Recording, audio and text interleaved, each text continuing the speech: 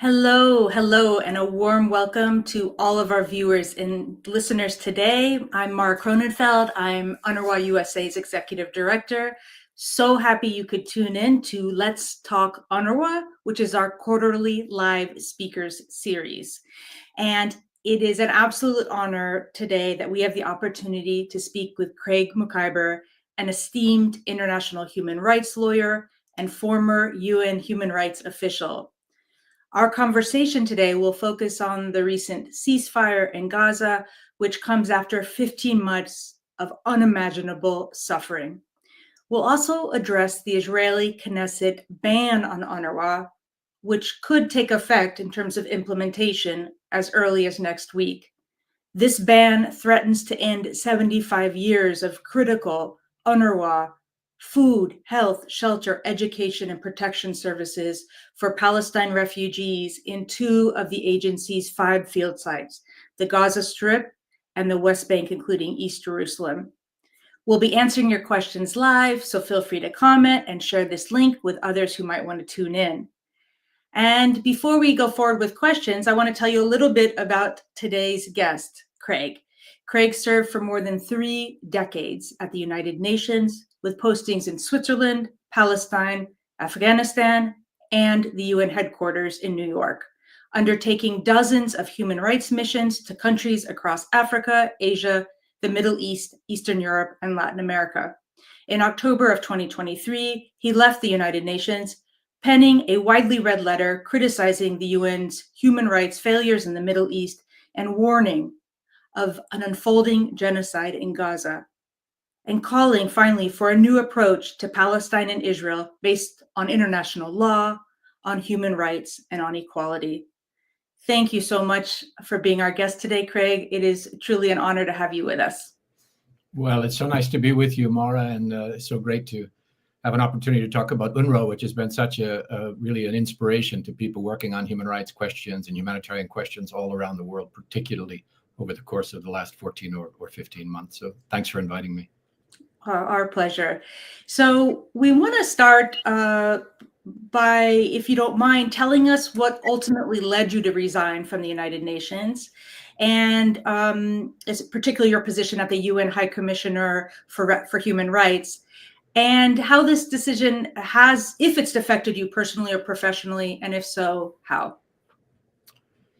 Yeah, it feels like an old story now, but I entered 2023 with no intention of leaving the UN after 32 years. I was going to be around for a while longer, but there were a series of developments early in the year that led me for the first time to question whether I would be more effective inside the UN or outside the UN. And in particular, we saw the assumption of power of a new government in Israel made up of some unabashedly far-right deniers of all things that we consider to be human rights. And the impact of that on the ground for Palestinians in particular became evident very quickly, especially on the West Bank, where we saw an upsurge in ethnic cleansing, actual pogroms against villages like Huwara, a series of really blood-curdling threats coming out of the mouth of the leaders of the country at that time that we knew were not just rhetoric, but were statements of intent. And so I had been speaking publicly about that, as I had on human rights situations all around the world for more than 3 decades at the UN. But what was different this time was that there was a pushback within the UN from the senior political leadership and an effort to silence me.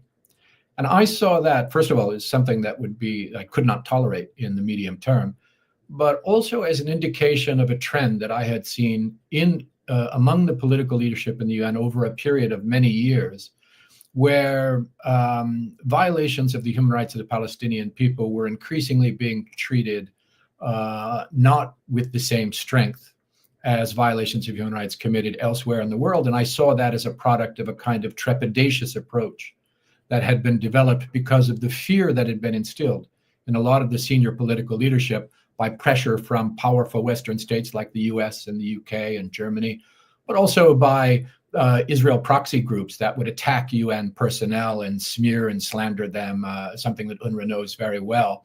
And that had created this sense that, we have to be very careful when it comes to Israeli violations of international law. That had been contributed to as well by the so-called Oslo paradigm, in which it was determined, 30 years ago, that international law and the rights of the Palestinian people would be pushed onto the back burner in favor of this amorphous political process called Oslo, with a promise somewhere down the road of a two-state solution, but which came to be seen really as a smokescreen behind which we saw just further persecution, dispossession, settlement activity, gross violations of human rights. And when this new government took hold in the beginning of 2023, I had the sense that they were abandoning what had been, in my view, as an international human rights lawyer, a decades-long policy of incremental genocide in favor of expedited genocide against the Palestinian people in the West Bank, in Gaza, where the siege that had been going on for many years was continuing, where periodic military attacks were taking place. And then, of course, in October, we saw the gloves come off completely, and a truly expedited form of genocide that's now been recognized by every major international human rights organization, Israeli human rights organizations, Palestinian human rights organizations. Israel is on trial for genocide in the International Court of Justice. Its leaders are indicted for crimes against humanity in the International Criminal Court. And so you have now this broadly recognized reality. Confronting that at the UN and being told that, unlike with any other human rights situation, I was to be silent, was something that forced me then to say, well, maybe it's time to leave. And that's when I sat down, penned that letter that ultimately became viral, setting out what I thought was wrong from a human rights perspective, from an international law perspective, with the organization's approach to the situation of Palestine and Israel. And that, of course, then went viral. But I have to say, Mara, my critique of the UN is not now and has never been a critique of the idea of the UN or of its charter or of its humanitarian workers and human rights workers and peacemakers who are all there because they believe in the cause. But I felt that they had been abandoned by the political leadership of the organization out of fear of financial consequences, fear of political pressure, fear of being smeared by Israel proxy groups, fear of bullying by some powerful Western countries. And I thought that either we would remain true to the charter or we wouldn't be the UN. And what's happened since then, we've seen, that those people who have been standing up for the principles of the organization, none more, by the way, than the 260 plus UNRWA workers who have been murdered over the course of this genocide, some along with their families, simply for doing their job to try to relieve the suffering of people living in their own communities. That's the mission of the UN. And I thought that the political leadership had, to some degree, abandoned that. But my critique of the UN is a critique out of love and out of a belief that we need the UN, we need its agencies and organizations, we need them to be true to their missions and not to be intimidated by power. Their job is sometimes, as difficult as it is, to speak truth to power and to be true to the mission. Yeah, thank you, Craig. Thank you so much. And you mentioned these, I think the numbers 269 now UNRWA staff members who've been killed in the course of selflessly giving their life to support the basic humanitarian needs, life-saving humanitarian needs of their fellow Palestinians. And one has to wonder if these 269 UNRWA staff members, I think over 300 humanitarian workers who've been killed, if they weren't Palestinian. We saw what happened when the World Central Kitchen staff who weren't Palestinian were killed. The U.S. woke up suddenly to humanitarian workers being killed. These are the highest number of UN staff members ever being killed in a conflict, and because they're Palestinian, one is worried that the world didn't object as vociferously as they would have had they been Western. So I do want to just at this moment honor those 300 local humanitarian workers who have lost their lives, paid the ultimate sacrifice for trying to keep their brothers and sisters and fellow Palestinians in Gaza alive. Yeah, absolutely. And it's true what you say. If the victims had not been Palestinians, if the perpetrators had not been the state of Israel, the response of the international community would have been much more forceful. I mean, if you think about it, Mara, This is an absolutely unique situation in the history of the post-war world, in the history of the United Nations. You've got a member state of the UN that has repeatedly blocked UN investigations, blocked UN personnel, blocked agencies from entering Palestine to do their work. It has systematically invested to systematically smear and attack and obstruct the work of UN agencies like UNRWA. It's even declared the Secretary General of the UN persona non grata. And it has killed more UN staff than any party in history. As you say, 269 just in the last year plus. And not only has it killed these people, many along with their families, as I've said, but it has detained and tortured countless United Nations staff. It has regularly attacked and slandered and smeared and obstructed the organization in its operations that are mandated by the member states of the United Nations. It has repeatedly targeted UN peacekeepers in Lebanon. It has invaded and attacked and pillaged and damaged and destroyed UN premises across the territories and beyond. And it has bombed and destroyed UN schools and clinics and warehouses and offices. Can anyone, in all fairness, imagine a situation in which any other country would have been granted such impunity in the face of these unprecedented violations? I doubt that you could. Well, on that, yes, that is a very important question, and one that hits home for us too at UNRWA USA, because we've been subject to this coordinated propaganda smear campaign. We've seen our good name and the good name of our staff members smeared with baseless attacks, and basically the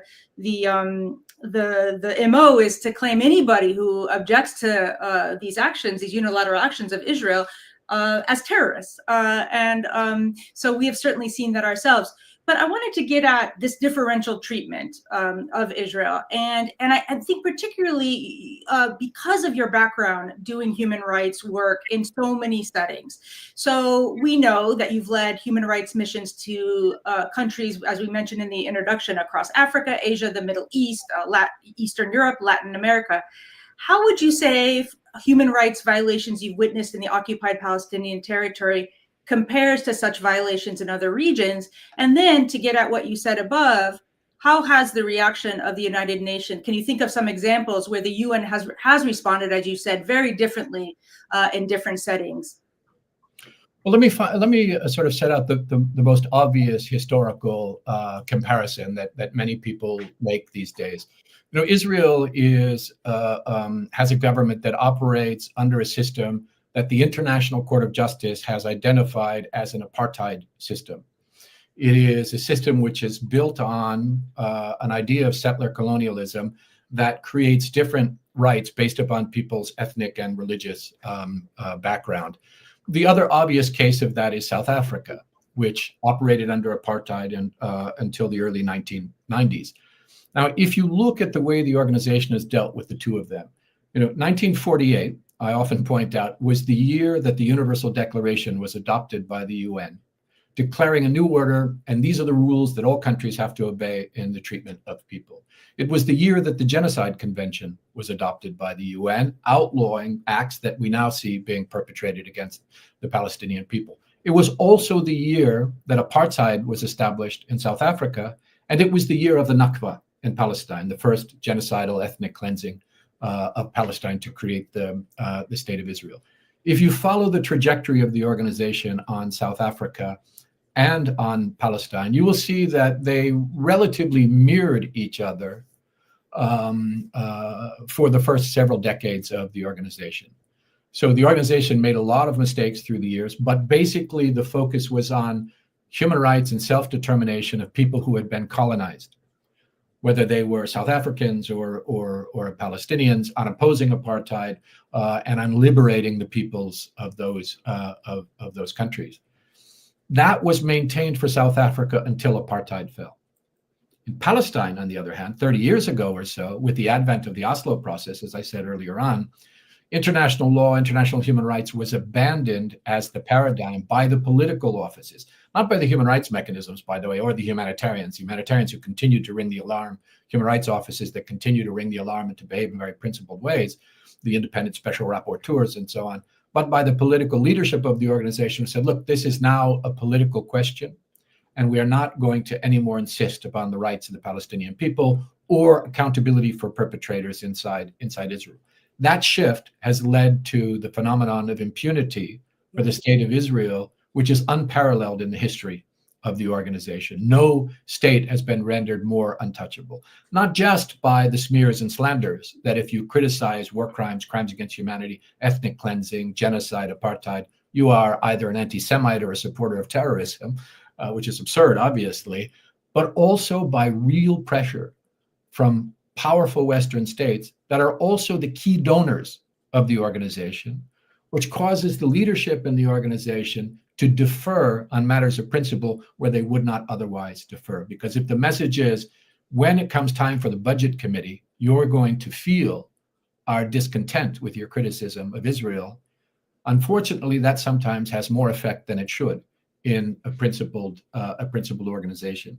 And I, as you say, I have dealt with human rights questions in dozens of countries all around the world. I have never experienced, even powerful countries, I have never experienced the pressure from the inside to tone down our analysis or to be quiet. That is something that is reserved only for Israel. By the way, we can criticize the human rights record of the United States without being silenced, but not of Israel because of this wall of impunity maintained by the United States, the United Kingdom, Germany, by the way, the three biggest donors with the EU.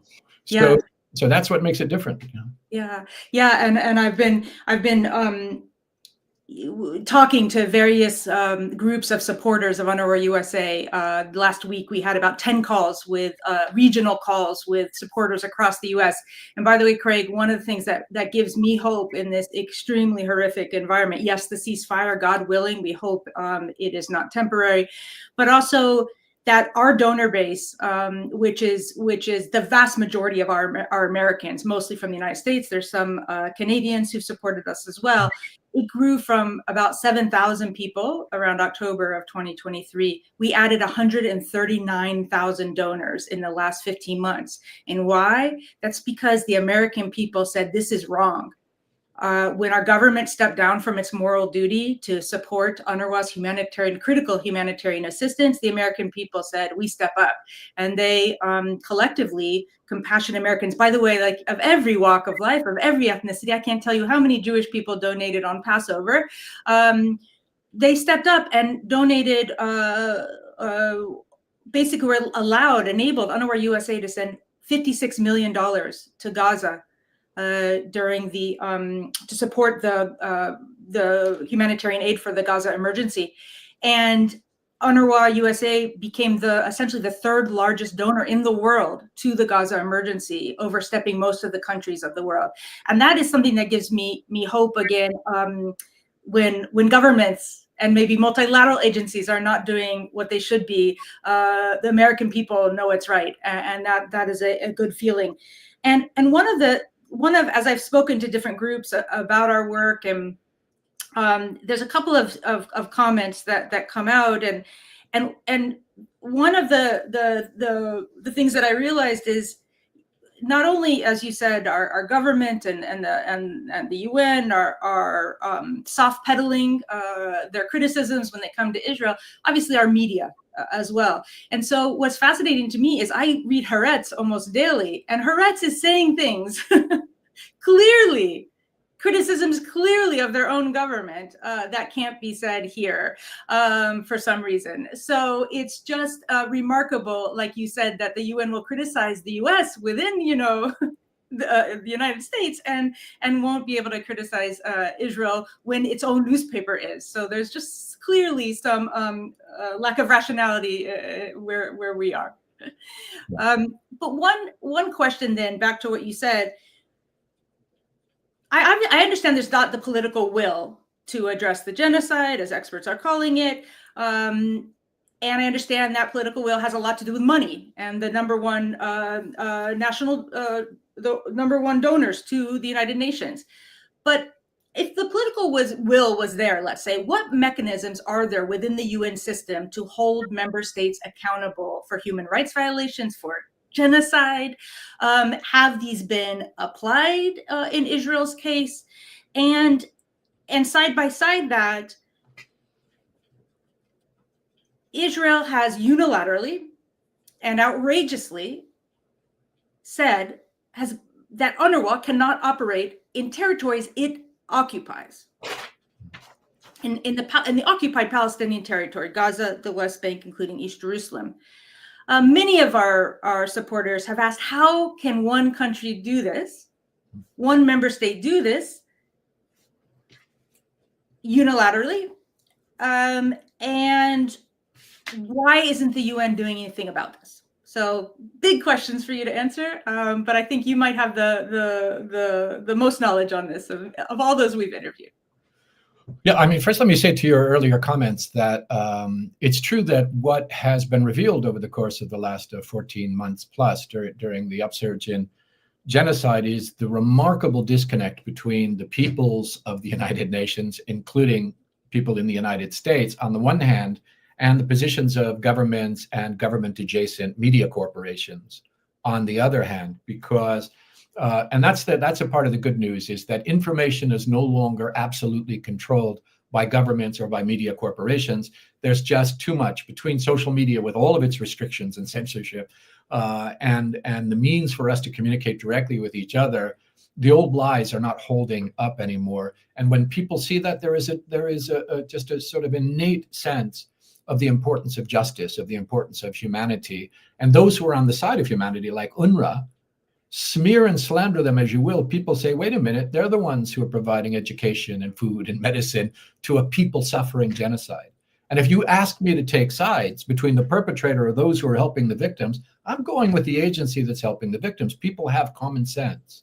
And I think that's a great sense of hope. And the other sense of hope is that you see people rising up, even at the risk of punishment, of being fired or suspended from their universities or beaten by police or arrested, to demand justice, to demand accountability, to demand an end to apartheid and to genocide. And that is, we should all be very encouraged by that, even as we are discouraged by the state of our democracies in the West, in particular these days, that have fallen down so terribly, and encouraged by the fact that much of the pushback has come from our Jewish sisters and brothers, who have been leading in many cases, Jewish Voice for Peace, if not now, other, prominent human rights defenders and peace activists who took over Grand Central Station and the Statue of Liberty, and who have been leading around, stripping away that propaganda point that somehow criticizing Israeli atrocities is a form of anti-Semitism,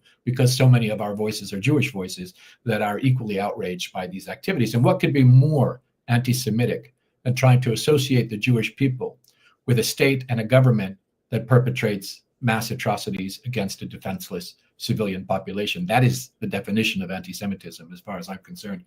And so it's good news that is, everybody's an anti-Semite who criticizes Israel. Everyone from Nelson Mandela to Amnesty International to Jimmy Carter to, to myself as a Jewish person, yes, 100%. Sisters and brothers who have been speaking out and trying to play a humane role. So nobody falls for that anymore, is the good news. That's nonsense. We all stand up in solidarity with our Jewish sisters and brothers to fight against anti-Semitism and to fight against the atrocities of Israel, because it's the same cause. 100%. That's human rights, right? So the mechanisms that have been set up since the Second World War at the international level to deliver with this, obviously they have not done what they have needed to do, because we have seen a live stream genocide continue for 14 months. We have seen an unlawful occupation continue for 57 years. We have seen successive ethnic cleansing campaigns going on since 1947. And those mechanisms have failed, starting with the 1945 establishment of the UN Charter, but they have not been inactive. So I think at the top are the humanitarian agencies on the ground, like UNRWA, that are the difference between disease and health, that are the difference between ignorance and education, that are the difference between death and survival, especially in a moment of genocide.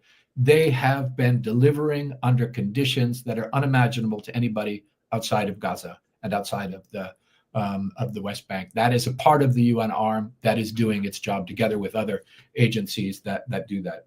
The independent human rights mechanisms, like the Special Rapporteur on Human Rights in the Occupied Territories, the Commission of Inquiry, the thematic rapporteurs on food and health and education, they have been speaking out loudly and clearly to demand accountability, because they know that the biggest enemy of humanity is, in addition to the othering of a whole group of people as somehow less human, less worthy of human rights, is the concept of impunity.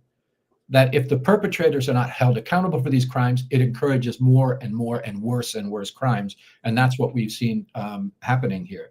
Now, some of the mechanisms have failed totally. The Security Council has failed, largely because the US has repeatedly vetoed ceasefire resolutions. And ceasefire is not even the right language. Ceasefire is like a war between two armies, which is not what we're witnessing. This is to cease firing and a genocide, right? As has been ordered by the International Court of Justice repeatedly in its provisional measures over the course of the last year. And that has been ignored not only by the perpetrator army and government, but by its supporters, including our own governments here in the West. But you can understand how the veto would block action in the Security Council. What you can't understand is that the General Assembly, which has taken important action, has not yet used its full power to ensure accountability for perpetrators, protection for the vulnerable, redress for victims. Now, there have been some important resolutions adopted, including an implementing resolution on the important advisory opinion of the World Court, which declared once and for all that the occupation itself of East Jerusalem, the West Bank, the Gaza Strip, is entirely unlawful, that it must end at once, that there's a system of racial segregation and apartheid in place, that the occupation has to be dismantled, that everybody has to be allowed to return, that the victims need to be compensated. All of these things are now also codified, not just by the World Court, but in an implementing resolution by the General Assembly. But where are the sanctions? Yeah. Where are the teeth? That remains to be done. Why is it that Israel, and there's a movement to correct this, but why is that Israel, with all of the world records that I identified in terms of its attacks on the UN itself, let alone its violation, its serial violation of UN resolutions, of International Court of Justice decisions, and so on, why is it still a member with full rights within the organization? The answer is not the norms of the organization. The answer is fear. The answer is power. And until the power of the people and the voice of the people becomes louder than the force being brought to bear by by these member states, we're going to be in this situation. We've got the international judicial mechanisms that acted belatedly and slowly. I mentioned the International Court of Justice, the International Criminal Court, which is not a UN mechanism, but is an international mechanism that has a relationship with the UN, has indicted Israel's leaders for crimes against humanity. Further indictments, arrest warrants are expected to be forthcoming at some point in the process. They are under tremendous pressure. It has been revealed not just by Israeli intelligence agencies, but by US-based politicians who have threatened them, up to and including the use of what they call the Hague Invasion Act. So an actual act of Congress that says that if any war criminals who are Israelis or Americans are arrested and brought to The Hague, and this sounds insane, but look it up if you doubt it, that they invade the Netherlands in order to free those war criminals. So that's the kind of pressure these institutions are under. But in spite of that, and belatedly, and too slowly, and too clumsily, they have taken action. And I believe the reason that in the United Nations and in the ICC and in the ICJ, they also feel the pressure of a public, that witnessing a live stream genocide is saying either you act or you have no legitimacy, either as an institution or as individual judges and prosecutors. And I think that's where the hope lies. Wow. So we're going to take over Denmark and invade Netherlands, perhaps. hopefully not. Hopefully it doesn't come to pass. So despite what these the mechanisms there has been in the UN, there has been a lack of political will and essentially systematic failures that have meant that the UN has not been able to effectively address what Amnesty, as we mentioned earlier, what Amnesty, what Human Rights Watch, which many Israeli experts have called, as well as Palestinian experts, a genocide. Do you see any reasons for hope or progress in the fight for human rights in Palestine, and a just and durable solution to the plight of Palestine refugees? After all, this was why UNRWA was created. It was created by mandate of the UN as a temporary solution. I always call it planned obsolescence. Let's hope we don't need UNRWA in a couple of years, because there's a just and durable solution to the political issue by the political parties of that issue, not by the UN. 75 years later, that hasn't come. In fact, we very well may be farther away from that. What are some reasons for hope or progress on human rights and on a durable and just political solution? Well, look, the UN knows a lot about resolving conflicts and about resolving human rights crises. It has a formula that it applies all around the world, and with which it has had some success. It knows that in order to resolve conflict, you have to address the root causes of conflict. It knows that in order to end oppression, you have to dismantle the architecture of oppression. It has not applied those rules to the situation in Israel and Palestine, even while it was applying those rules in other areas around the world. And so, we have a ceasefire now. That ceasefire is welcomed. There's very little confidence among analysts who've been paying attention that ceasefire will remain in place for very long. Israel has a long history of violating ceasefires, not just in Gaza, but in Lebanon and elsewhere. But we welcome the ceasefire because it gives some breathing room to a besieged, embattled, brutalized civilian population that are going through an absolute hell as international institutions fail to provide the remedies that they need. But what this ceasefire doesn't do is it doesn't address the root causes. Yeah. It leaves the Palestinian people in Gaza and the West Bank at the mercy of a regime which is committed to its destruction. It leaves the siege effectively in place, even while allowing, trucks to come in at some point to provide some relief, but some relief in a situation where effectively all of Gaza has been destroyed, where effectively the entire population is displaced, where thousands upon thousands upon thousands have been murdered, many still under the rubble, where the entire health structure has been systematically and intentionally destroyed to add more death and disease and suffering, where the entire educational system has been destroyed, the food system, the water system, systematically destroyed in a genocidal campaign. This ceasefire is not a remedy to genocide. It is not a remedy to apartheid. The only way that can be remedied is to dismantle the institutions of repression and to replace them with institutions that are compliant with international human rights norms and standards, to provide, as the UN does insist in every other place, accountability for perpetrators. So you have still governing those officials, those soldiers, those settlers who have planned and perpetrated genocide. That's not sustainable. You haven't seen any hint at removing the apartheid structures, at ending the illegal occupation that the International Court of Justice has said is wholly illegal and has to end at once. If you want peace, if you want an end to horror, you have to address the root causes and the structures that are bringing that horror to bear. And here is something that's considered to be a radical thought amongst those who try to maintain the status quo. We believe in equal rights for Christians, Muslims, Jews, and others, that all human beings are born free and equal in dignity and rights, as the Universal Declaration of Human Rights says, and that there is no Palestine exception. So if you really care about peace, if you really care about ending genocide and apartheid, if you really care about justice, if you're just a basically good human being, you have to support a new dispensation that guarantees accountability for perpetrators, redress for victims, protection for the vulnerable, and equal rights for Christians, Muslims, and Jews. Call me a radical, call me an anti-Semite, call me a supporter of terrorism. I will insist on that mission as long as I'm alive. Thank you, Craig. And one of the things I heard from a member of the government that has now part of the ruling structure in the U.S. That this person doesn't support a Palestinian state because look at Gaza was a Palestinian state and look at it.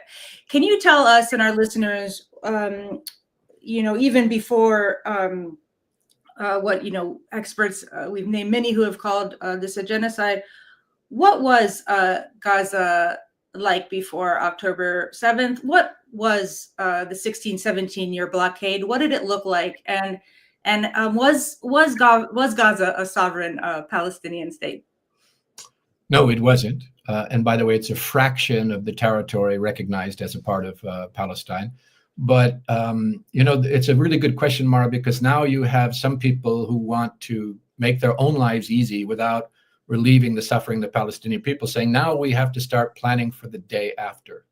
But if you listen to what they're saying, they're talking about a return to the status quo that existed on October 6th of 2023. That's not the day after. I've said that's the day before. And what the Palestinian people, you mentioned Gaza, just in Gaza, for example, but the West Bank, including East Jerusalem as well, what they were enduring up until that point was the systematic oppression of a brutal occupation. Gaza, in spite of the propaganda that sometimes comes out from other sides, according to international law, the entire international community, and as a matter of fact, was entirely occupied with one of the most restrictive occupation regimes the world has ever seen. That if you were living in Gaza, you were in a cage, you were in a concentration camp, you were in a place where everything that goes in and anyone or anything that goes out was fully controlled by the occupying power of Israel, where even if you tried to get out for cancer treatments, you were restricted from doing so, where there was an intentional effort by the occupying power to limit the caloric intake.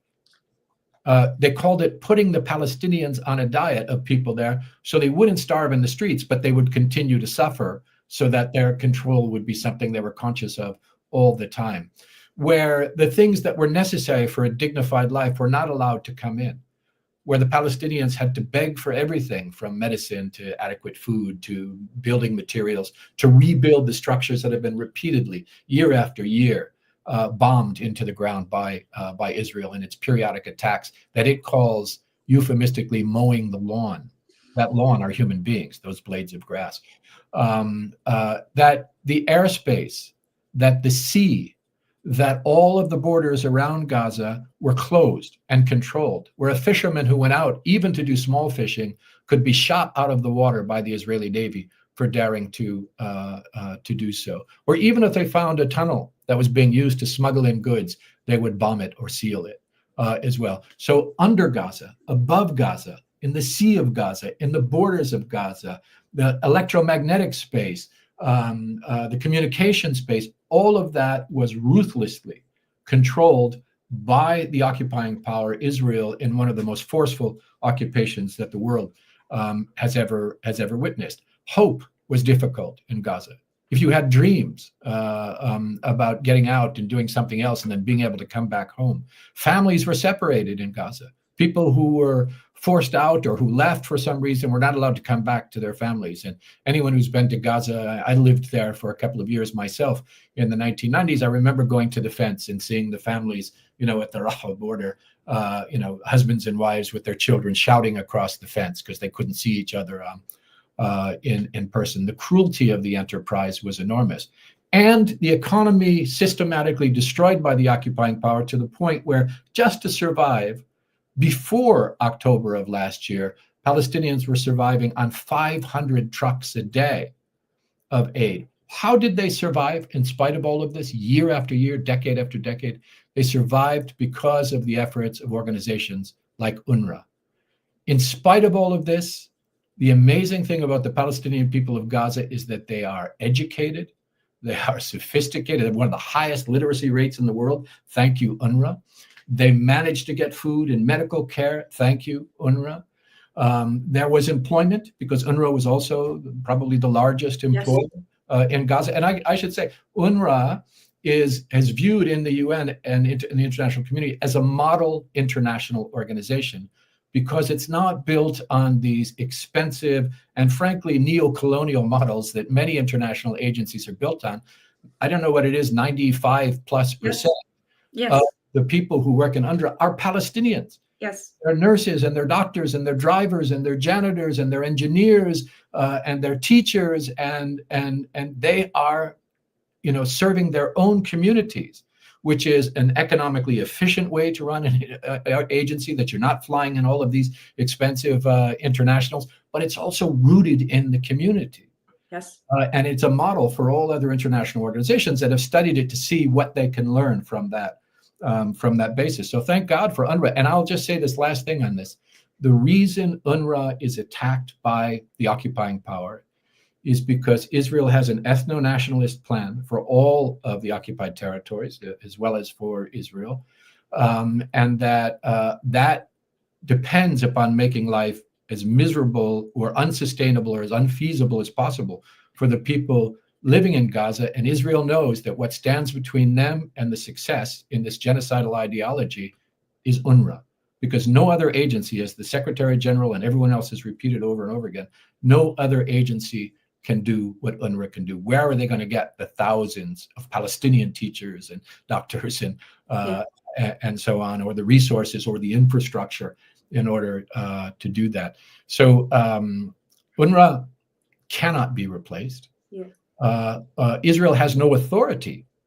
Right. The mandate of UNRWA doesn't come from Israel. Israel has no sovereignty over Jerusalem, the West Bank, the Gaza Strip, anywhere where UNRWA operates, let alone obviously in Jordan or Syria or Lebanon, where UNRWA also operates. And there's no feasible, factual way that you could actually do that. If they were to succeed in dismantling UNRWA, that would be another major step toward the destruction of the Palestinian people. They know it. That's why they want to do it. That's why we all oppose it. That's why people are standing up all around the world to stand in solidarity with UNRWA as well. Yeah, and I think the allegations, the baselessness of them against UNRWA have been laid bare by what you just said. That UNRWA is being attacked because it keeps Palestinians alive in this ethno-nationalist state. Palestinians are not necessary; they are an impediment to that. So UNRWA is attacked because it keeps Palestinians alive, and along with that, Palestinian national aspirations, Palestinian identity, history, culture, and we know that even more so, Craig. I don't know if you'd seen this, but there were discussions mentioned in I think it was a Haaretz article that was in Arabic translated into English recently, that the U.S. was talking to Israel, and one of their ideas, very clever, was that we take those 96% of local workers who work for UNRWA in Gaza, and historically there have been 13,000 of them, and we take those individuals and we put them under another UN agency with another name, which is just so telling, because and that, by the way, that new UN agency would vet these names with the occupying authority, i.e. Israel. And it's so telling because since 2011, UNRWA has every year put to the occupying authority, Israel, all of its 11 to 13,000 employees, and Israel has not once in that time frame objected to any employees. And the same employees they're calling terrorists and accusing of horrific, heinous acts are the same employees they would put under another UN agency name. So that to me is very clear. The motivations, which is to get rid of this organization, which keeps Palestinian aspirations and hopes alive. And I should say that they think keeps the right of return, the UN mandate of the right of return, alive, but that is already an international law, right, Craig? That is irrespective of UNRWA's existence. The right of return is international law. Can you comment on that? Yeah, that's absolutely right. I mean, this kind of myth that seems to exist in the minds of some Israeli lawmakers, that if they destroy UNRWA, they destroy the right of Palestinians to return to their homes from which they were forcibly expelled, is nonsense. That is a right codified in international law, by the way, for all refugees, but over and over again codified with regard to Palestine refugees, that they have a right to go home and have a right to compensation. And if tomorrow the UN were to capitulate and Israel were to destroy UNRWA, that right would remain. That right will remain in perpetuity until the issue is settled, until they are granted their rights. And by the way, that goes for all of the human rights of the people of Palestine. There is no veto over those rights. When those rights are denied, it doesn't make those rights disappear. It just turns Israel into a perpetrator. And the UN cannot be complicit with a member state that is violating human rights, including the right to return, which is guaranteed to refugees. And UNRWA has been so important in that way, because in UNRWA's, I mean, those people who are saying, well, we have to get rid of UNRWA, I agree with you. Yeah. And the way you get UNRWA is to allow all of the refugees to return home without discrimination based on race, nationality, ethnicity, religion, and so on. And if you say no, that is a declaration of the apartheid nature of your enterprise. Either you embrace a human rights and international law response to this, or you will remain in conflict forever and ever, because people are not going to just give up their rights. With or without UNRWA, the right to return remains, has to be recognized, and has to be enforced ultimately.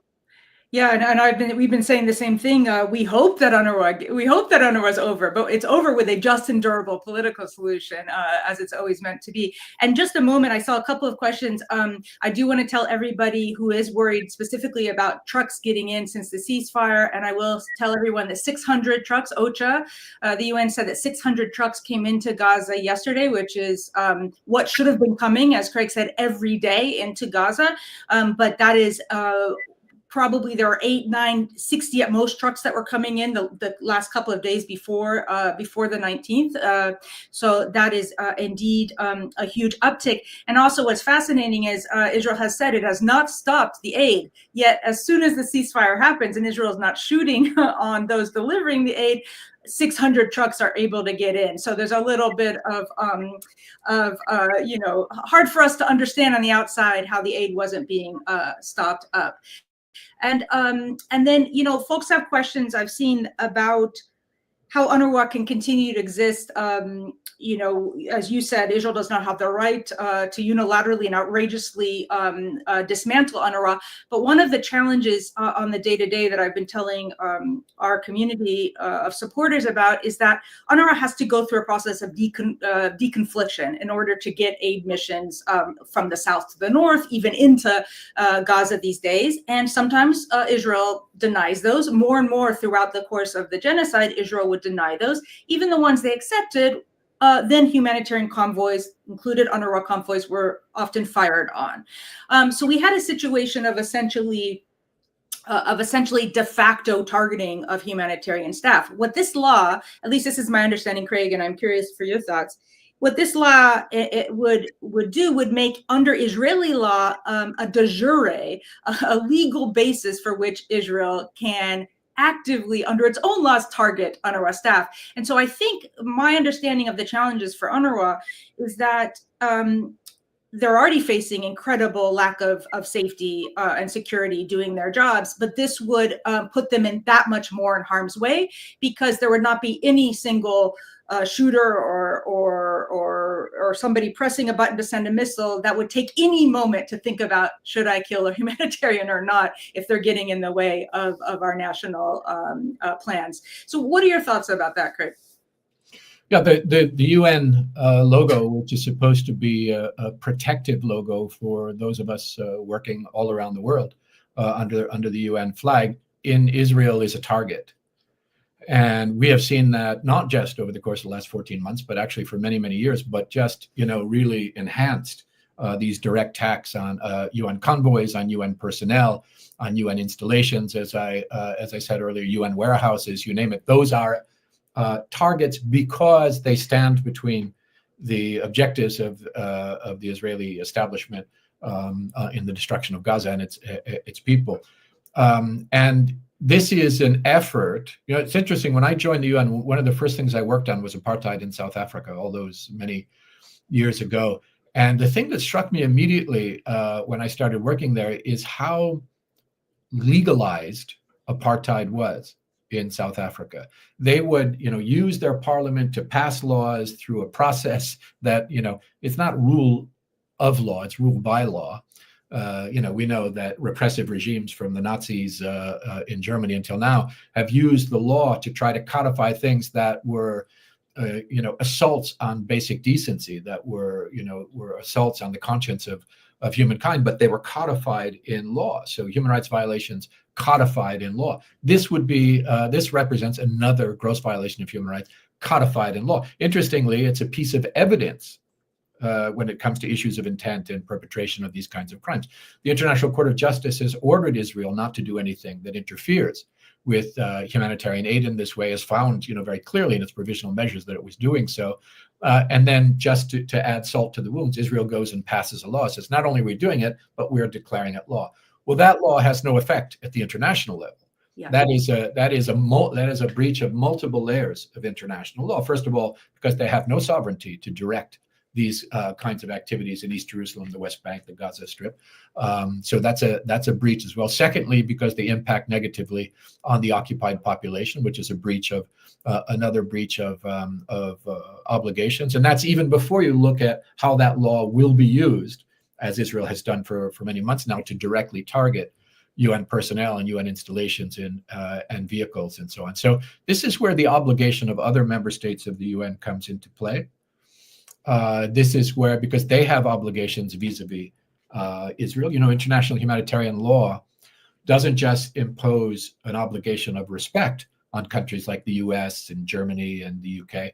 It imposes an obligation to ensure respect vis-a-vis other parties over whom they have influence. And so to allow Israel to get away with this would be a breach of the duties of those countries as well. And they need to step up. They have obligations as well under the Genocide Convention, of which they are in breach.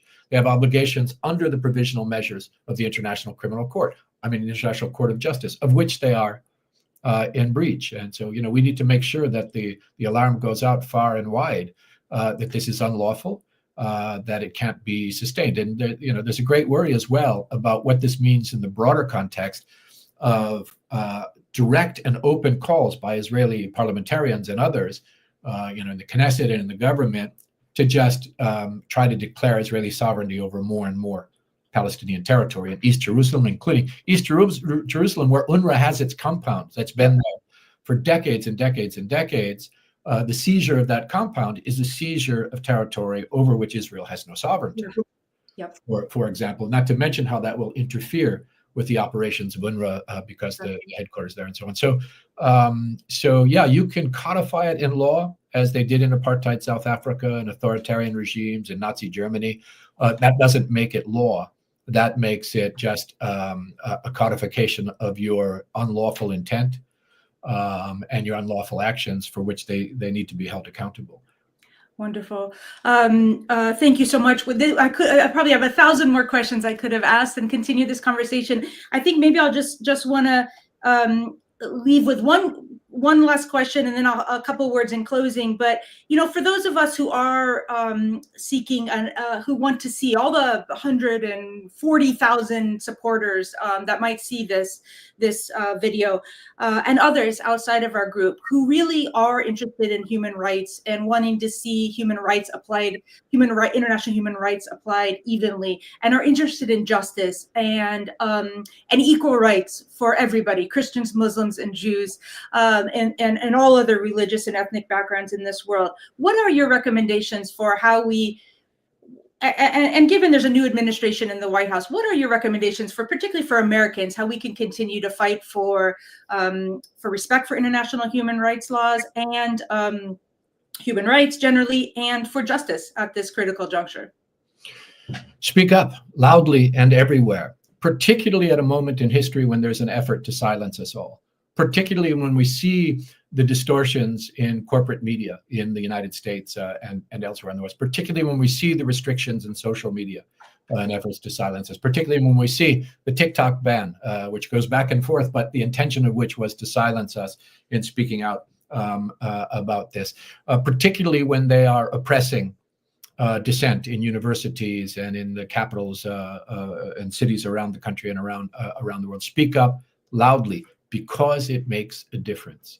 It makes a difference because it helps to educate our fellow citizens on what's really happening, so that the propaganda can't hold.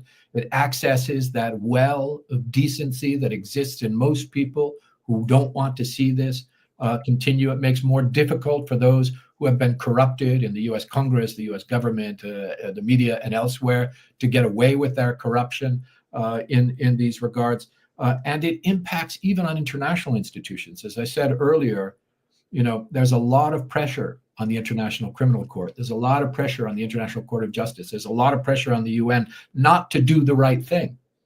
Our voice has to be louder than their voice. If we have to shame them into doing their job, we shame them into doing their job. Because, one thing is clear. The people are on the right side on this. Overwhelmingly, people support a humane approach to what's happening in Palestine. Governments are on the wrong side, but I watched in the anti-apartheid movement, which brought me to the international human rights movement, how we started in the beginning of the 1980s with most Western governments, especially the United States, supporting the apartheid regime in South Africa and trying to suppress dissent. And not because of something that came from the top, but what came from the grassroots was that people in churches and synagogues and mosques and labor unions and student organizations stood up against apartheid in the US, in the West, and stood in solidarity with the people of South Africa until apartheid fell. The US government was supporting apartheid in South Africa straight through the 1980s. Yeah. Right. And it's only because people stood up and made it too difficult for them to do this. Hold media corporations accountable, hold government officials accountable. The more they try to silence us, the louder we have to speak up. And in the end, we're going to win. There's no question about it. The numbers are on our side, but we have to be courageous, principled, and consistent in speaking up about these things. Thank you. Thank you, Craig. Thank you so much. Just so wonderful to have you here. We're so appreciative. And before I just make some closing statements, I know there's so many questions in the chat. I've been trying to get to them, and I'll just answer a couple of quick ones that, as far as we know, the trucks that have come in the last day or so have not been looted. I wasn't able to check today. Actually, food and non-food items and other emergency medical aid or equipment has come in, and like I said, this aid is moving much more freely now that Israel is not blocking that aid. And then others have asked about the ban and how it will affect UNRWA's work. We tried to address that today. It's certainly more dangerous if the ban comes into effect. And frankly, I think both Israel has no interest in making this more clear and helping figure out a next step or what's going to happen. And we know that the UN is not ready for any mitigation plan because UNRWA, by the mandate of the world community, through the United Nations, is mandated to take care of the humanitarian needs of this population up until there's a just and durable solution to their plight. So we don't know more than that. Stay tuned. I promise you at UNRWA USA, we will continue to send funds to UNRWA as long as they are able to operate and do their absolutely critical life-saving work in the occupied Palestinian territory, that is Gaza, the West Bank, including East Jerusalem.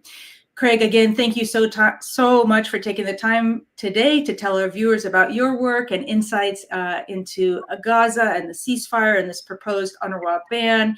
If today's conversation resonated with any of you listening, please take a stand, as Craig said, about this, about the genocide, about the unjust and unacceptable ban on UNRWA, and a ban that is in contradiction to international law. Raise your voice with the hashtag hands off UNRWA, and join us, UNRWA USA, in demanding recognition and protection of UNRWA's vital role in supporting Palestine refugees. You can download our digital hands off UNRWA toolkit at unrwausa.org to take action against the ban and advocate for the restoration of US government funding toward UNRWA. And a special note to those located in South Carolina, Maine, Delaware, state of Washington, Connecticut, Florida, New Hampshire, Maryland, Hawaii, Illinois, Oregon, and New York. We'd love to have you come join our advocacy days on February 26th and 27th in Washington, D.C. We'll be advocating for the U.S. government to restore funding to UNRWA. You'll get trained by our team and have a chance to meet face-to-face with elected officials and express your support for UNRWA directly to them. Most importantly, UNRWA USA is still actively fundraising, and we're actively supporting UNRWA's critical work. As I said, your donations through our nonprofit remain tax exempt and provide essential services, with UNRWA still delivering at least 50% of all humanitarian assistance to Gaza, and I believe that number has risen now with the ceasefire. Given the uncertainty surrounding the ban, all donations, we suggest everybody make donations as soon as possible, and know that, God forbid, if UNRWA is unable to engage in its life-saving critical humanitarian operations, God forbid, in Gaza and the West Bank, UNRWA serves Palestine refugees in Jordan, in Syria, and Lebanon as well, and we all know about the horrific prolonged assault on Lebanon this year. Don't forget to follow us on social media at UNRWA USA to stay in the loop. And please keep your eye on Palestine and continue showing your solidarity with Palestine refugees by supporting organizations like UNRWA and UNRWA USA. Thank you again, Craig, and thank you to all those who tuned in. It's just a pleasure having you here. Thanks for all your wisdom today. Well, it's my pleasure. Mara, can I just say that, someday we're all going to be asked what we did to oppose this genocide. And one of the most concrete things people can do at this moment in history to oppose the genocide is to support UNRWA. There's an opportunity to do that today, so I hope everybody will. Thank you. Thank you so much.